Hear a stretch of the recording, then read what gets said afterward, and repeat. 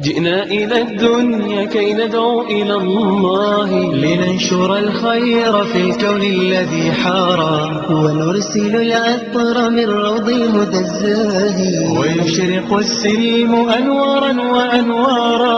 جئنا إلى الدنيا كي ندعو إلى الله لننشر الخير في الكون الذي حارى ونرسل العطر من روض الهدى الزاهي ويشرق السلم أنوارا وأنوارا.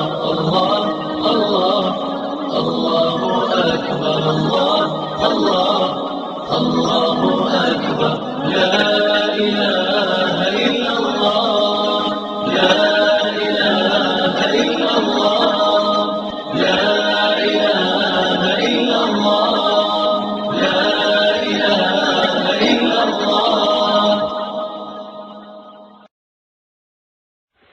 Good evening.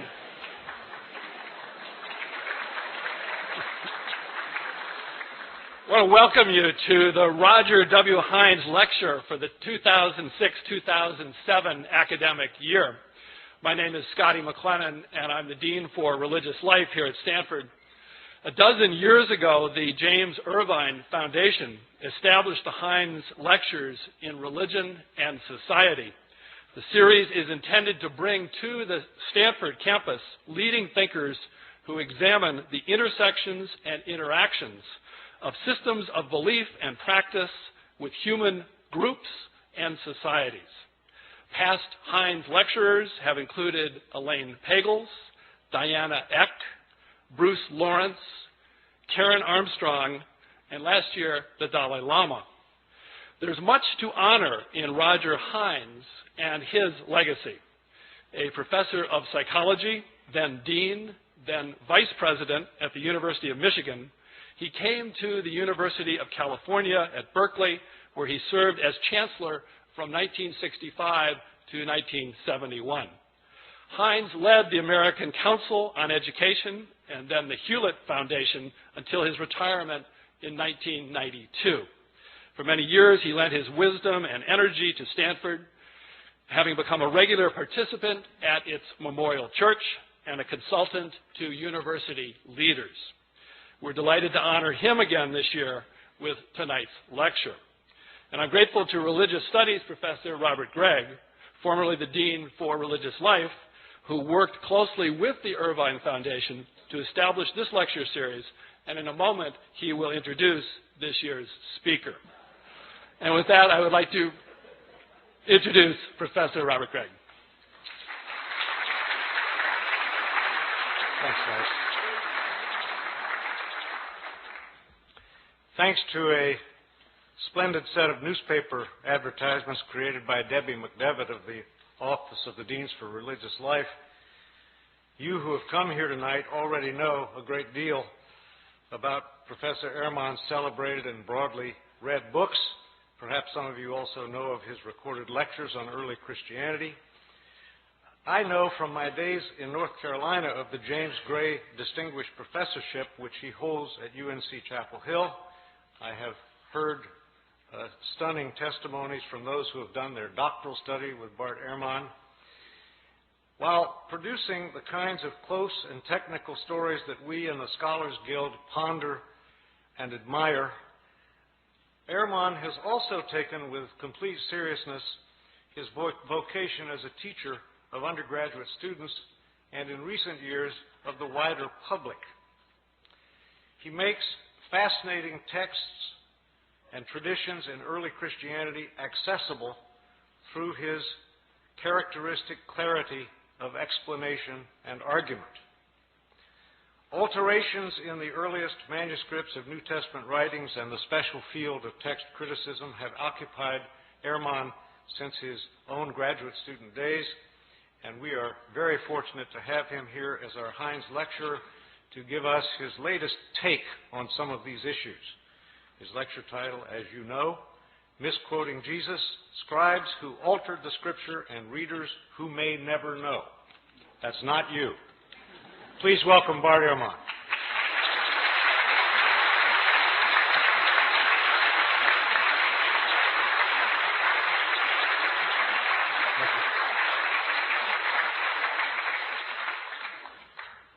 Well, thank you very much for that generous introduction, and you're welcome. It's a pleasure to be with you all this evening. So, as Bob was pointing out, I teach at the University of North Carolina at Chapel Hill, which, as you all know, is in it's the buckle of the Bible Belt, which creates certain interesting moments in teaching historical approaches toward early Christianity and the New Testament.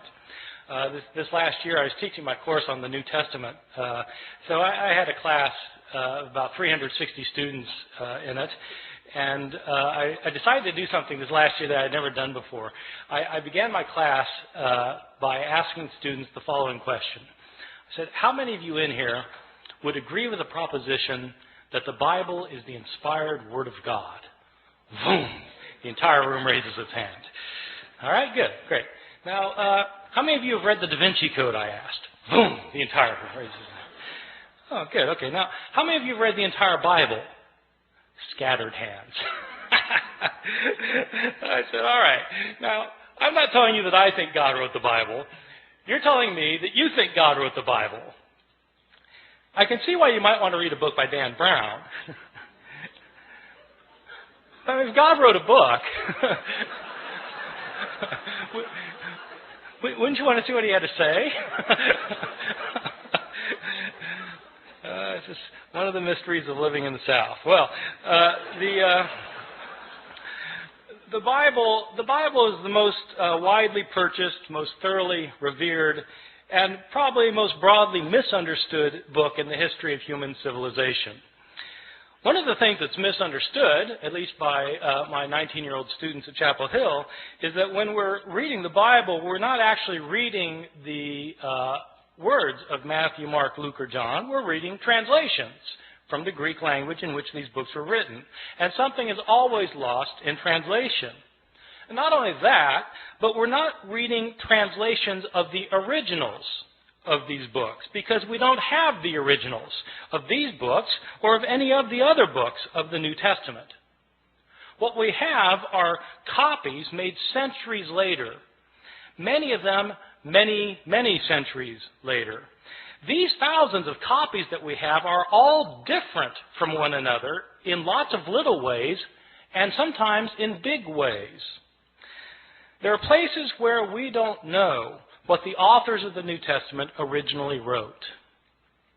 Now, for some Christians, that's not a problem because they don't have a high view of Scripture.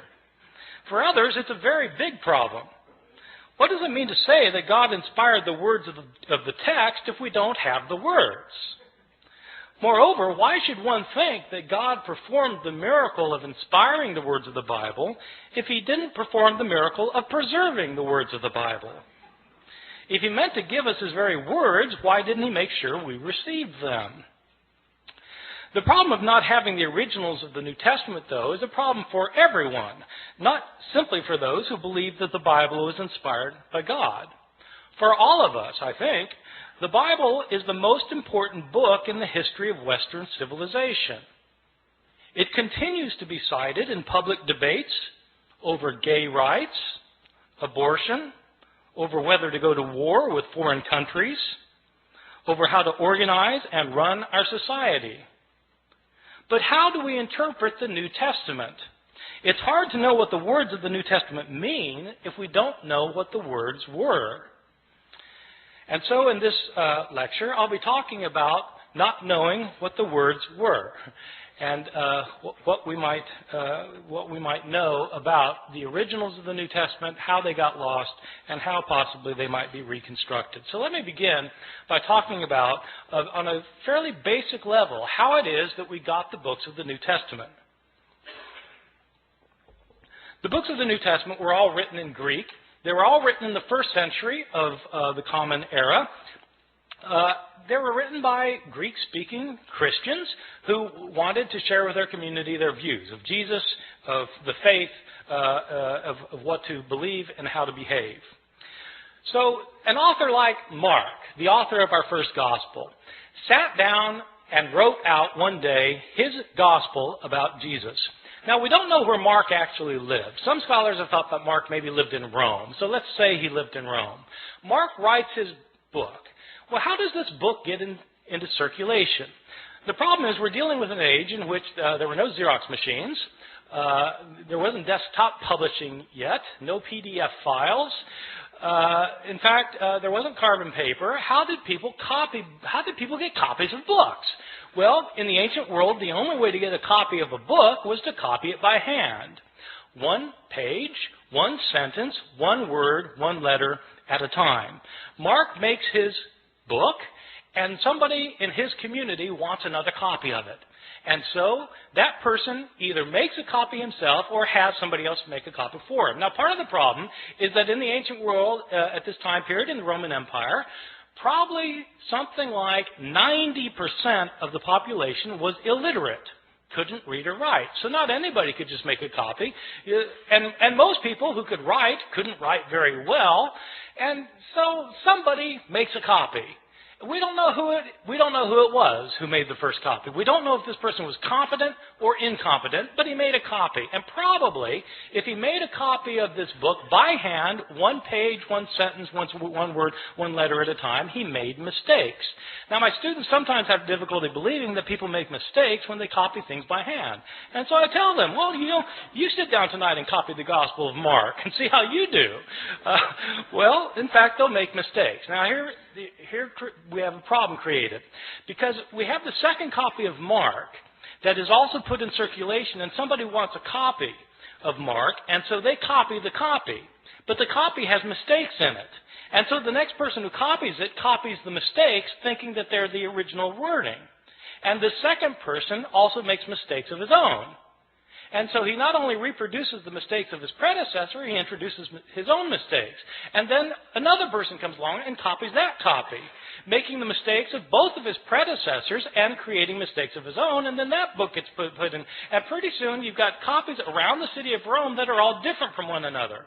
Now, a visitor comes to Rome from Ephesus, and they have a church back in Ephesus too, and they want a copy of this gospel, and so he takes his copy, makes a copy, takes it back to Ephesus. And then that copy gets copied, and that copy gets copied, and that copy gets copied. Then somebody comes from Smyrna, and they want a copy. And so it goes for year after year after year. We don't have a copy of Mark until around the year 200. About 150 years after Mark was originally written. So not only do we not have the originals, we don't have the first copies, or the copies of the copies of the copies of the copies of the copies of the copies, etc., etc. Mistakes were made en route, and these mistakes were replicated. Now, the only way a mistake gets corrected is if you're copying a copy of Mark, and you come across a sentence that you're pretty sure is wrong because it doesn't make sense, and you try and correct it. And so you correct it to say something other than what it says. The problem is there's no guarantee that you will correct the mistake correctly. Right? You might correct the mistake incorrectly, in which case you've got three forms of the text. The original text, the mistake, and the mistaken correction of the mistake. And so it goes on. For year after year, decade after decade. The originals end up getting lost. They get lost. They're either worn out of existence, or people figure, well, we don't need this. I've got a brand new copy of it, and so they throw it away.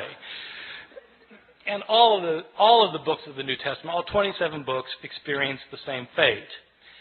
And so that is the situation we're dealing with. This is not a situation that's unique to the New Testament. This is a situation that we find for every book from the ancient world. Every ancient book has this problem. The problem's exacerbated with the New Testament simply because the New Testament has come to be revered as Scripture, and also because, as it turns out, we have more copies of the New Testament than of any other book from the ancient world. That would seem like a good thing, but it also means that we have more mistakes for the New Testament than for any other book. And so the abundance of evidence we have creates an abundance of problems. Let me talk about the surviving copies that we do have. First, give you a sense of the numbers of books that we're talking about. New Testament was originally written in Greek, and at last count we had over 5,700 copies of the New Testament in the Greek language in which it was originally written. Now, when I say we have 5,700 copies, I don't mean that we have complete copies of all the books from beginning to end. What I mean is we have either complete copies or fragmentary copies. Some of these fragmentary copies are very small little fragments found in trash heaps in Egypt where the rest of the book was destroyed, and we just have a little scrap.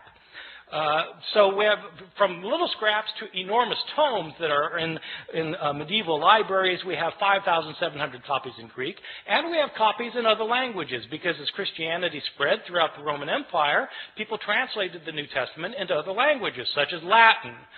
We have something like 10,000 copies of the Bible in the New Testament in Latin, in Coptic, the ancient Egyptian language, in Syriac, in Georgian, in Armenian, in Old Church Slavonic, etc., etc. We have all sorts of copies in all sorts of languages.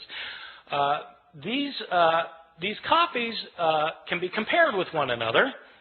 And when you compare these copies with one another, there are lots of mistakes in them because no two of these copies are exactly alike in their wording.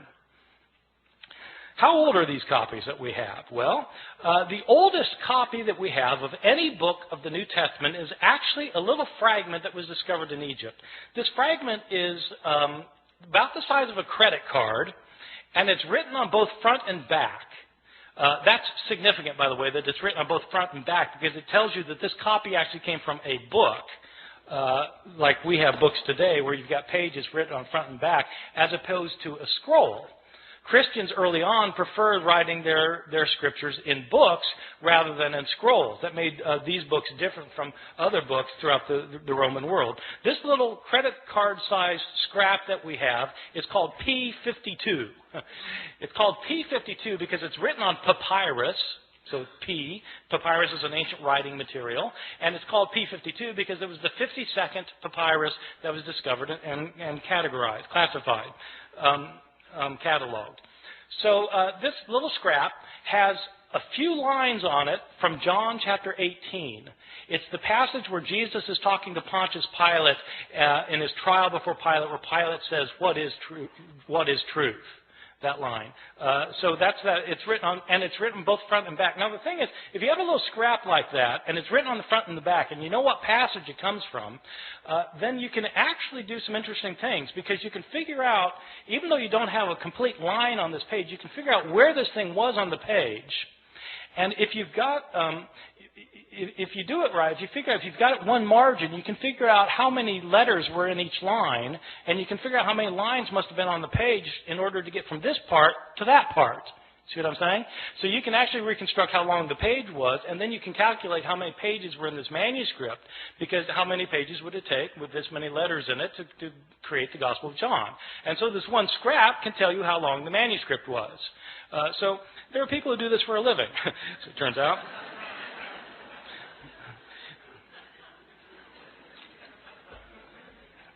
So this is the oldest scrap. How old is it?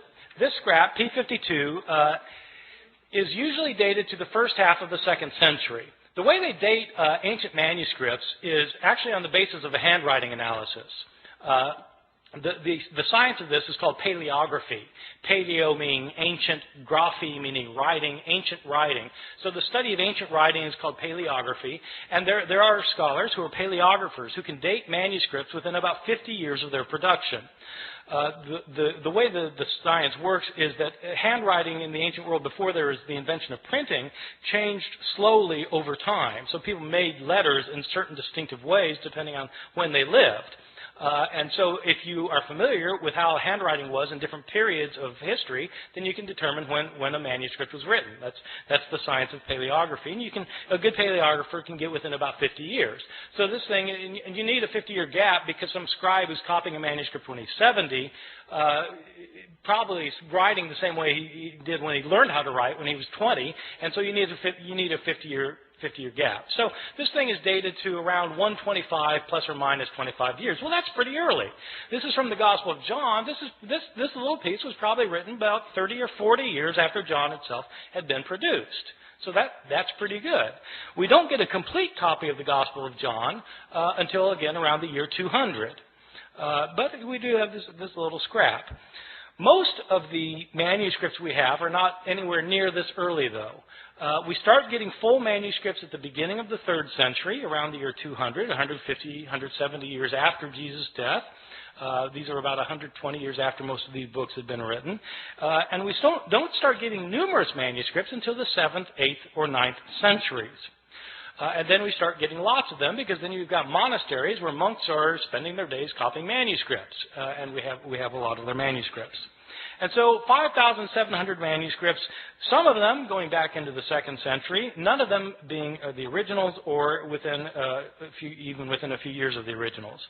So with all of these differences, with all of these manuscripts, how many differences are there? Throughout the Middle Ages, it appears that the scholars didn't realize that there was a problem of not having the original text, or very few scholars realized that this was a problem. Even the scribes copying the text, they sometimes would realize there were differences in the manuscripts they were copying, but they didn't make a very big deal about it. The first time somebody made a really big deal about this was exactly 300 years ago this year, in the year 1707. There was a scholar named John Mill at Oxford. I think he's unrelated to the Victorian John Stuart Mill. This John Mill was a scholar of the Bible, and he had spent 30 years looking at manuscripts of the New Testament. Now, this is obviously after the invention of printing, and printers have to decide what text they're going to print, and the problem is they've got manuscripts that have differences among them.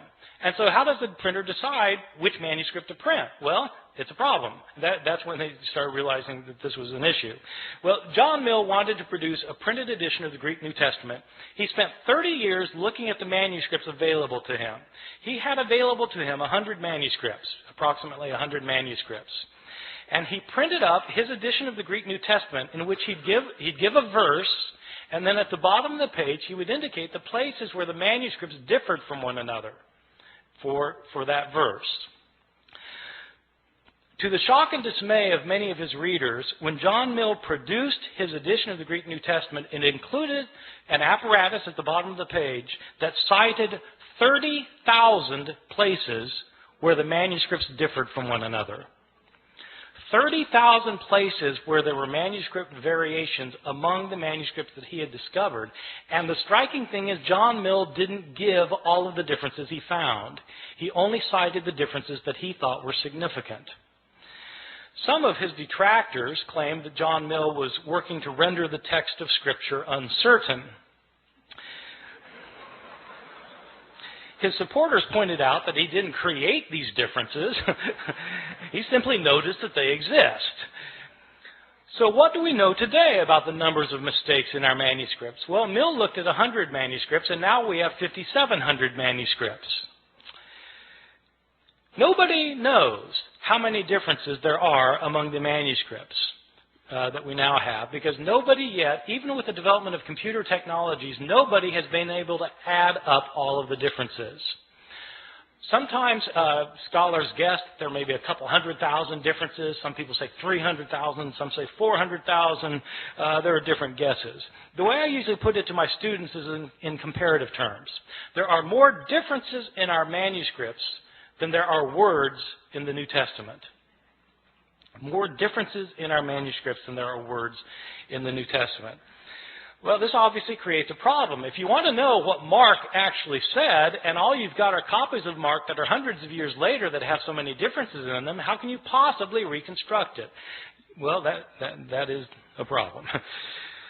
Now, having said that we have these hundreds of thousands of differences, I want to emphasize a particular point, which is most of these differences that we have in our manuscripts are completely insignificant, unimportant, and don't matter for a thing. Many of these differences in the manuscripts are so unimportant that you can't replicate them in translation. Okay? In other words, it's like they changed the word order in Greek, where you would have to translate it the same way no matter what the Greek word order is. So, I mean, it doesn't really matter very much. By far, the vast majority of these hundreds of thousands of differences are significant for nothing more than showing that scribes in antiquity could spell no better than my students can today. And scribes, of course, didn't have spell check. Scribes, in fact, didn't even have dictionaries. And many scribes didn't care how they spelled anything. Sometimes you'll be reading a manuscript and there'll be the same word that occurs, say, 3 times within a couple of lines, and the scribe will spell the same word 3 different ways. He just doesn't care how the word is spelled. Well, so, you've got lots and lots of those kinds of changes, and what do they matter for? They don't matter at all. So, having said there are all these hundreds of thousands of differences, I want to stress that most of them don't matter for very much. Some of these changes, the ones that don't matter, basically are accidental mistakes. Scribes were sometimes tired or sleepy. Sometimes they were distracted. Sometimes they were inept or unqualified, and they made mistakes. They would leave out a word. They'd leave out a verse. Sometimes they'd leave out a page. They just made mistakes sometimes. One of the common mistakes of scribes is actually kind of interesting. Sometimes, in the New Testament, you'll have a saying where you'll have 2 lines that end with the same words.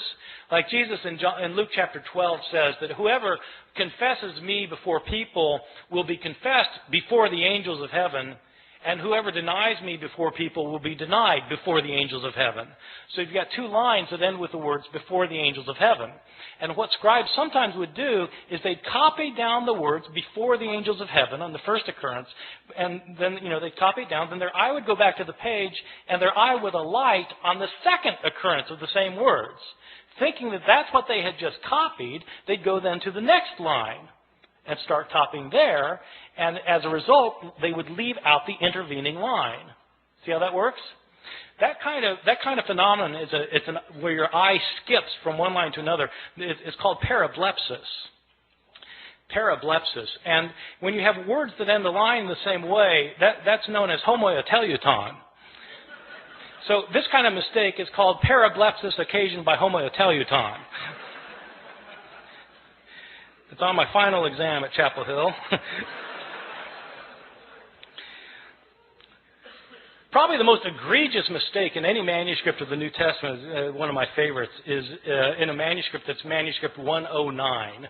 It's 109 because it's written on parchment and animal skin instead of papyrus, and it's the 109th manuscript that was cataloged. This is a 10th century manuscript that was written by a scribe who wasn't paying attention, and this scribe was copying the Gospel of Luke. Now, the Gospel of Luke is one of the 2 Gospels in the New Testament that has a genealogy of Jesus. Genealogies usually aren't the favorite reading of my students at Chapel Hill, and I think probably it wasn't the favorite reading of this guy because he wasn't really paying attention to what he was doing. But, in Luke's genealogy is actually fairly interesting because in Matthew's the other gospel that gives a genealogy of Jesus, and it traces Jesus' line all the way back to Abraham, the father of the Jews, in Matthew. Luke doesn't stop there. Luke keeps going. Luke traces Jesus' genealogy all the way back to Adam, as in Adam and Eve. This is a fantastic genealogy. I've got an aunt who's a genealogist who's traced my family, back to the Mayflower. The Mayflower, Adam and Eve. so it's, Jesus is supposedly the son of Joseph, who's the son of so-and-so, the son of so-and-so, the son of so-and-so, who's the son of David, son of Jesse, son of so-and-so. It goes all the way back. Isaac, son of Abraham, back to, Seth, son of Adam, who's the son of God. Okay, this genealogy. It goes all the way back. So, the scribe of manuscript 109 is copying a manuscript that evidently gave the genealogy in 2 columns. 2 columns. But the second column didn't go to the bottom of the page. It only went part way down, the second column. So the first column, second column, part way down. And the scribe apparently didn't realize that this genealogy was in 2 columns. And so he copied across the columns instead of copying one column then the other column, leading to some very interesting results. As it turns out, Adam isn't the first human being. There was a man named Phares, who's the father of the human race, and as it turns out, God is the son of Ehrman. So it happens. These kinds of mistakes are just pure accidental mistakes that scribes messed up in places. There are other kinds of mistakes that are what I think are probably intentional mistakes. I differentiate between accidental mistakes where scribes just slip up and intentional mistakes where it looks like scribes are actually trying to change the text. Now, I don't know for sure that scribes are trying to change the text. I don't have any scribes around to interrogate about the matter. But there are some changes that don't look like they could possibly simply be a slip of the pen. And there are others that are debatable, whether they were a slip of the pen or not. But let me give you a couple of examples, and you'll see that some of these look like scribes maybe wanted to change the text. I'll give you a couple for instances. In Mark chapter 1, the Gospel of Mark, we read at the very beginning that we read, as was written in Isaiah the prophet, behold, I send my messenger before your face to prepare your way for you. Okay, this is in Isaiah the prophet, behold, I send my messenger before you. This is a very interesting passage because the passage that's quoted is not Isaiah. When it says in Isaiah the prophet and then gives the quotation, the passage quoted is actually Exodus. So it's interesting that in the later manuscripts of Mark's Gospel, the text is changed. Not this, so that it no longer says in Isaiah, as is written in Isaiah the prophet. Now it says, as is written in the prophets. You see, getting rid of the problem that in fact this isn't a quotation from Isaiah. Right? See, so maybe that's a slip of the pen, but it looks to me like somebody saw that this could be taken as a mistake, and they changed it as a result. Or give you a second example. In Luke's Gospel, chapter 2, we have the only story of Jesus as a boy in the New Testament. Jesus is a 12-year-old, and we're told that he and his family have taken a trip to Jerusalem to celebrate a festival, probably the Passover festival.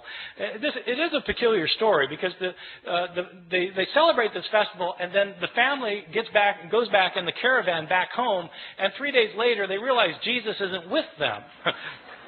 I mean, you might think they would have checked ahead of time, but he's not there, and so they go back to Jerusalem to try and find him, and on the third day, his mother finds him in the temple.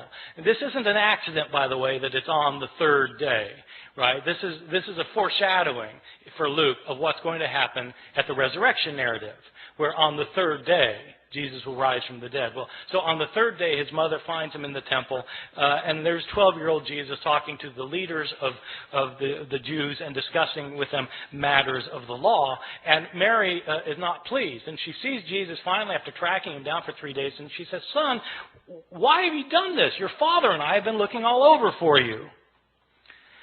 Now, when scribes copied this, they were taken aback. Your father and I? But Joseph wasn't his father, right? Jesus was born of a virgin. So it doesn't make sense for Mary to say, your father and I have been looking all over for you. And so there are changes in the manuscripts. Some manuscripts simply say, Joseph and I have been looking all over for you. Some manuscripts say, we have been looking all over for you. But somebody's changing the text because it could be read as a problem. And so they got rid of the problem. I'll give you a third example. This example is in one of Jesus' discourses in the New Testament, in Matthew chapter 24, in which Jesus is talking about what's going to happen at the end of time. This passage actually was very important. I feel a tangent coming on here, by the way.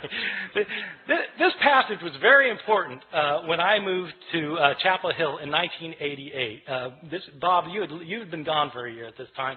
In 1988, there was a big furor in North Carolina. There were Christian groups who thought that the end of the world was going to happen in 1988. That Jesus was going to come back and take everybody out of the world who were his followers. That's the rapture, right? When the rapture and Jesus comes back, takes people out of the world, and then all hell breaks out on earth for 7 years, and then the end comes, right? So there was a guy who had written a book based on this passage I'm going to talk about in a second. A guy had written this book that was called 88 Reasons Why the Rapture Will Occur in 1988. This book was in 2 million copies. I had students whose parents believed it and literally sold the farm. They thought that Jesus was going to come back in 1988. And so I just showed up in North Carolina kind of blissfully ignorant of these things. And I moved from New Jersey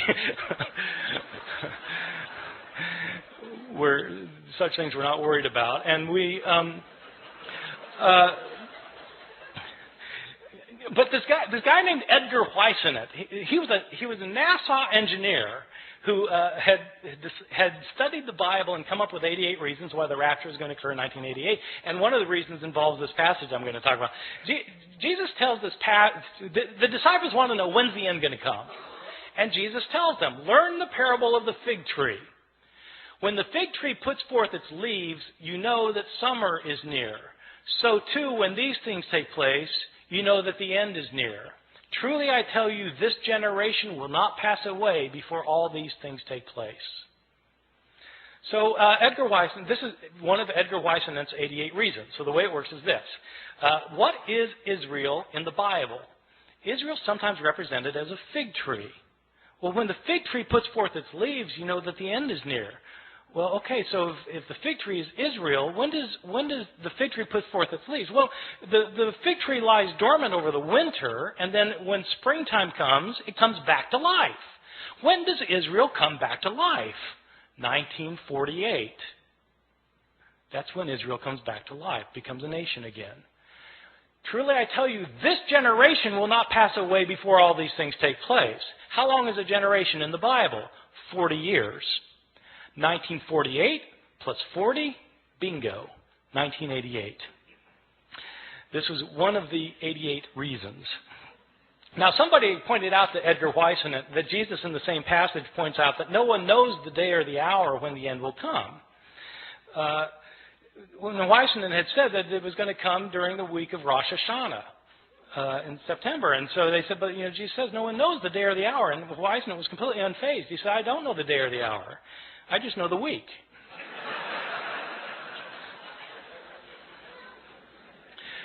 All right, so this passage actually throughout Christian history has been important because people have always been trying to figure out when the end's going to come. So in this passage, Jesus says no one knows the day or the hour, not the angels of heaven, nor even the Son, but the Father alone. Okay, Matthew 24:36. Scribes copying that found it to be a peculiar thing to say, though. Not even the Son knows when the end is going to come? I mean, surely the Son of God is all-knowing. Isn't he omniscient? And so how do scribes deal with the problem? They deal with the problem by getting rid of the phrase. And so in later manuscripts, the phrase, not even the Son, is taken out, so that now Jesus doesn't claim to be ignorant about when the end is going to come. So that strikes me as probably an intentional sort of change. All right, so you get accidental changes and you get intentional changes. I want to talk about some of the big differences that you get in some of our manuscripts, just so you can get an idea of how significant this problem can be. Probably the most familiar story in the New Testament Gospels is the story of Jesus and the woman taken in adultery. I'm pretty sure this is the best-known story of the Gospels because it's in all the Hollywood movies. I mean, if you do a movie about Jesus, you've got to have Jesus and the woman taken in adultery. It's so much a requirement that even Mel Gibson, who The Passion of the Christ, which is about Jesus' last hours, has to get this in, and so he has a flashback showing this scene of Jesus and the woman taken in adultery. So the way the story works, it's found only in the Gospel of John, chapters 7 and 8. And Jesus is teaching the temple, and the Jewish leaders they drag this woman in front of him, and they say, she's been caught in the act of adultery. The law of Moses says we're to stone someone like this. What do you say? See, this is setting a trap for Jesus, because if Jesus says, well, yeah, stone her, then he's violating his teachings of love and mercy. But if he says, no, forgive her, then he's breaking the law of Moses. So what's it going to be? Well, Jesus has his way of kind of getting out of these traps, as you know, if you read the New Testament. So what he does in this case is he stoops down and he starts writing on the ground. And he looks up and he says, let the one without sin among you be the first to cast a stone at her. stoops back down, starts writing again. And one by one, feeling guilt of their own sins, they begin to leave until Jesus looks up again and there's no one left. And he says to the woman, "Is there no one left to condemn you?" And she says, "No, Lord, no one." Jesus replies, "Neither do I condemn you. Go and sin no more." There is a textual variant in a now lost manuscript, which when Jesus, about this line about when he says, "Let the one without sin among you be the first to cast a stone at her." In this one textual variant, it indicates that a stone comes flying out from the crowd, nails the woman in the head. And Jesus says, "Mom, sometimes you really tick me off."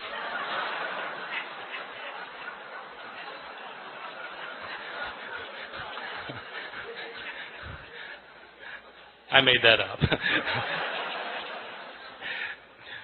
This story, this beautiful story, this powerful story, which has two terrific lines from Jesus in it, this story was not originally in the Gospel of John. This is a story that was added to the Gospel of John by later scribes. How do I know that? We have a number of early manuscripts of the Gospel of John. This story is not found in any of our early or best manuscripts of the Gospel of John. The Greek authors who wrote commentaries on the Gospel of John over the centuries don't mention this story until the 10th century, 1,000 years after the days of Jesus. The writing style of this story, if you read it in Greek, the writing style is a completely different writing style from the writing style of the rest of the Gospel of John. As a result, scholars have known for years that this story did not originally belong in the Gospel of John. Well, why is it in our English Bibles then? Probably what happened was some scribe had heard this story. They'd heard the story and they decided that it illustrated some of the teachings in John chapter 7, and so they wrote out the story in a margin. A second scribe came along, saw the story in the margin, and thought it belonged in the text, and then wrote his manuscript by putting the story in the text. Another scribe comes along and copies that manuscript, and that manuscript gets copied, and so on until it becomes part of the textual tradition. And it's these later manuscripts that were used by the translators of the King James Bible in 1611, so that the story came into English through the King James Bible. So, this story, however, is not a story that was originally in the New Testament. So people sometimes ask me, well, are there any changes that are significant in the New Testament? Yeah, well, this strikes me as a rather significant change, that the story of the woman taken in adultery wasn't originally there. Or consider a second instance of another big difference, the Gospel of Mark. Mark is probably my favorite gospel because it's so subtle and understated in places, and it says things that you don't expect. And nowhere is this more true than in the ending of Mark's gospel. In Mark's gospel, Jesus is put on trial, and he's crucified, he's dead, he's buried, and on the third day, the women go to the tomb. The tomb is empty, and Jesus is not in it. There's some man in there. And the man tells the women that Jesus is not here, he's been raised from the dead. He tells the women, go tell the disciples that he will meet them in Galilee. And then it says the women fled from the tomb, and they didn't say anything to anyone, for they were afraid. Period. That's where it ends. That's the end of the Gospel of Mark. And you think, how could it end there? They're told to tell the disciples, but they don't tell anybody. Didn't the disciples ever learn? Didn't they go to Galilee? Didn't they see Jesus? How could that be the end of the story? And that's exactly the reaction the scribes had. They got to that ending, they said, how could it end there? And scribes then decided it couldn't add there, and so they added 12 verses.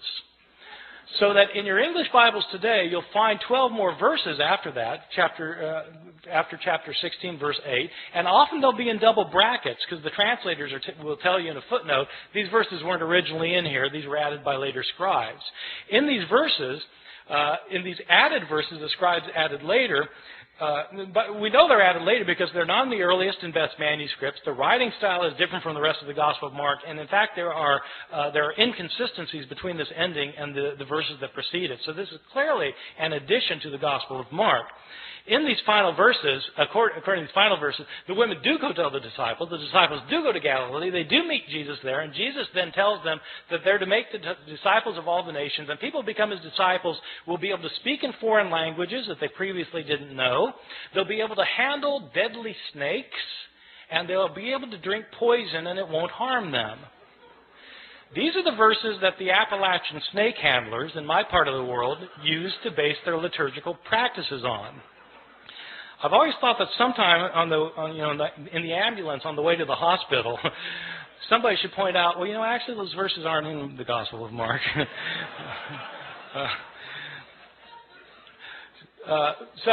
Mark actually ends with the women not saying anything to anyone, for they were afraid.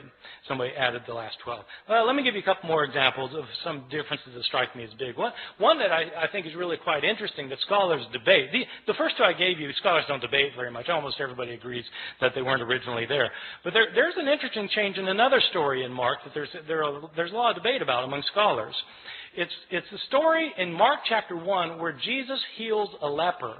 And the way the story works is that Jesus is walking along, and a leper comes up to him, and the leper says to him, this is a guy with leprosy, and he comes up to him and he says, Lord, if you're willing, you're able to cleanse me. And in most manuscripts it says that Jesus felt compassion for the man, and he reached out his hand and he said, I am willing, and he healed him. But in several ancient manuscripts it says something different. In these other manuscripts, instead of saying Jesus felt compassion for the man, it says, and Jesus got angry and reached out his hand and said, I am willing, be cleansed. Getting angry. Now, scholars have to debate which is the text that Mark originally wrote and which is the text that's been changed by a scribe. And one piece of logic that scholars have used over the years is this. Ask yourself, which text is a scribe more likely to have created out of the other? Is a scribe likely to have taken the text that says Jesus felt compassion and changed it to say Jesus got angry? Or is the scribe likely to have found the text that said Jesus got angry and to change it to say Jesus felt compassion? Well, if you put it like that, then, the latter is more likely something a scribe would have changed. And so this criterion ends up sounding kind of backwards, but the way the criterion works is that the reading that's the most difficult to understand is probably the original one. Okay? The more difficult reading is to be preferred. And so that's one reason for thinking that, in fact, this text originally said Jesus got angry. And there are actually a whole host of reasons for thinking that's what the text said. The next step, then, is to ask, well, what's he angry about? In other words, to try and figure out what the text means. But you can't know what the text means unless you know what the text says. You see? So you've got to establish the words first, and that's what people who are textual critics do. They try and decide what the words originally were.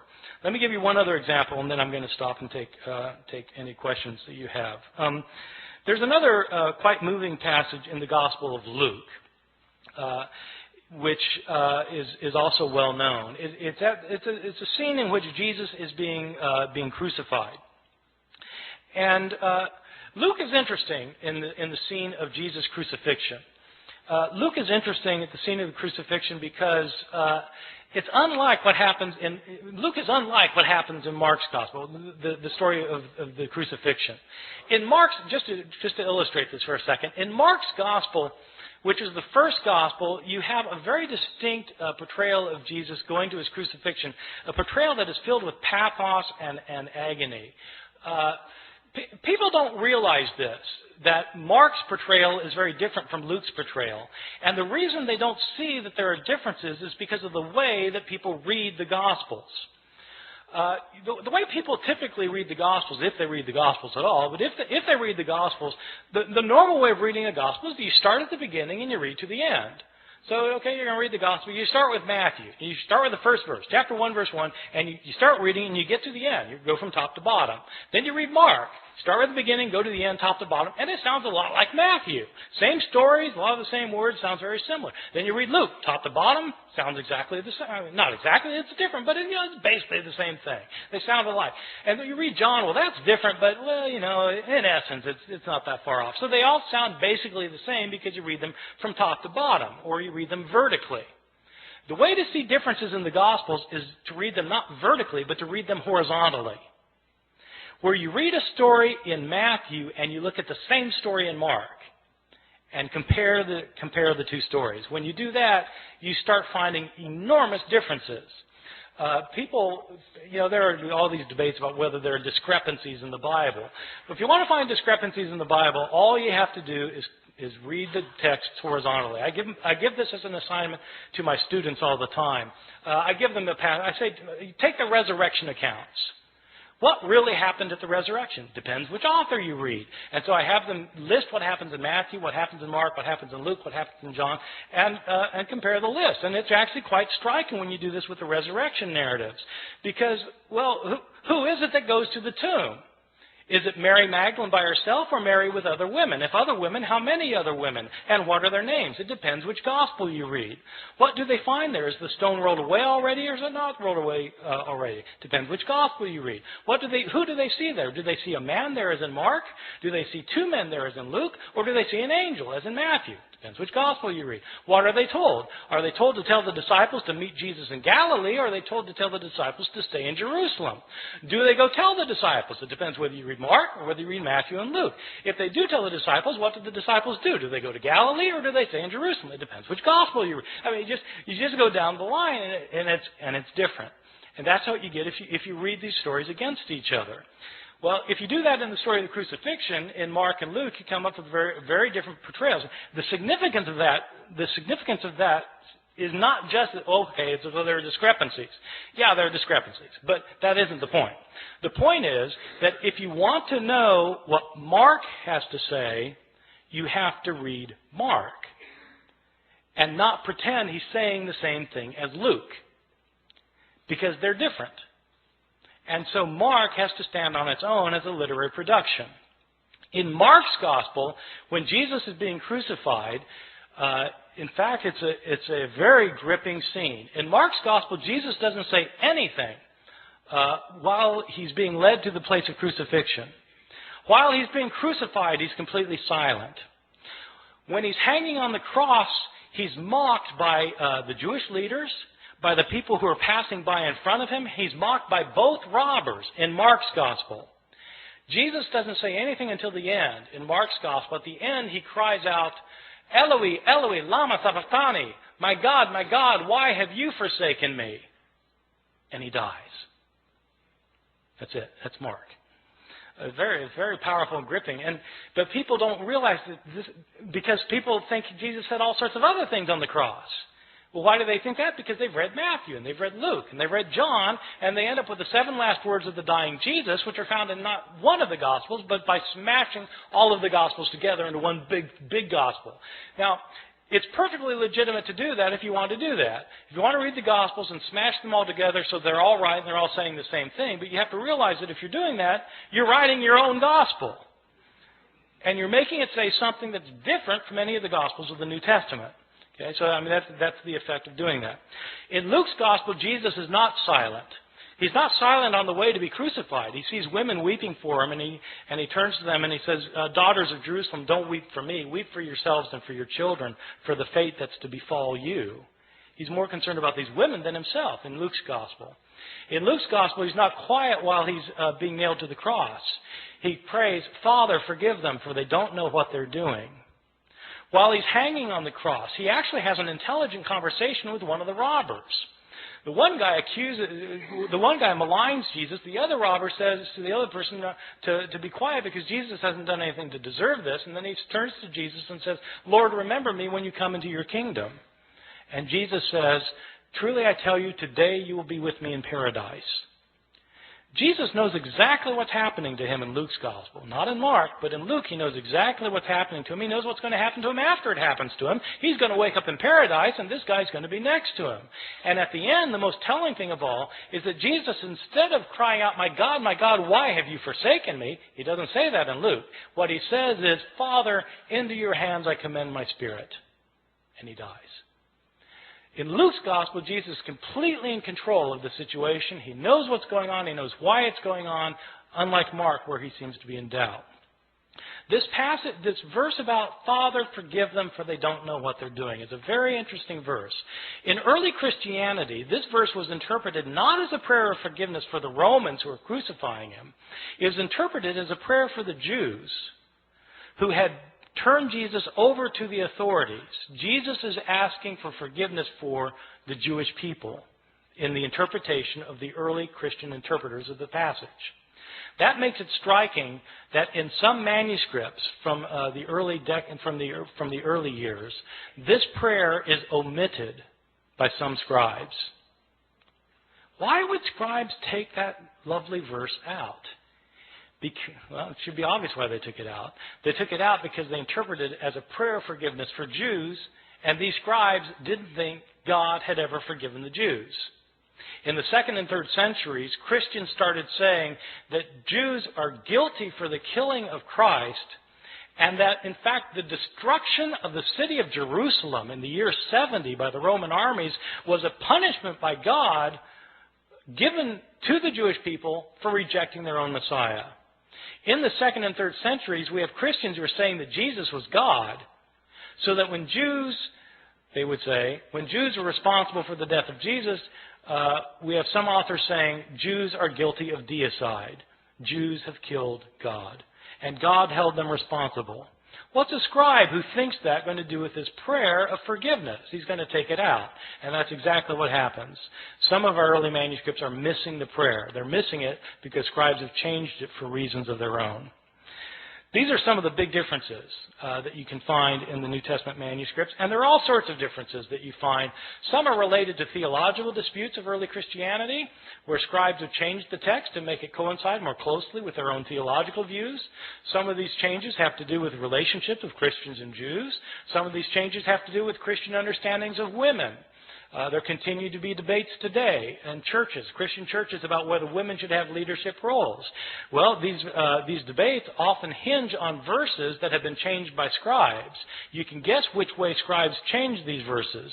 In the 2nd and 3rd centuries, when women's roles were being suppressed, all of a sudden manuscripts start showing up in which women are told to be silent in the churches. This is the sort of change that scribes made. The textual critic is somebody who tries to deal with this phenomenon of manuscripts that have so many changes in them. There are actually two things that the textual critic does. One thing that is, of course, primary importance is to figure out what an author actually wrote.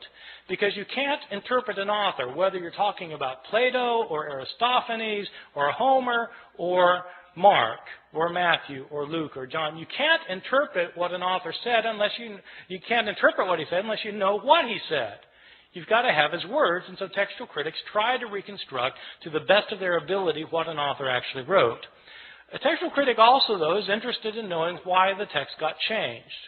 Why did scribes change the text? I mean, it's interesting to see that sometimes they fell asleep, but beyond that, what kind of theological motivations were there for changing the text? What kind of ideological influence were affecting these scribes?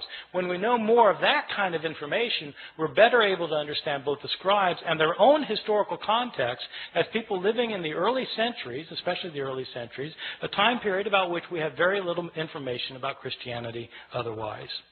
Thank you very much.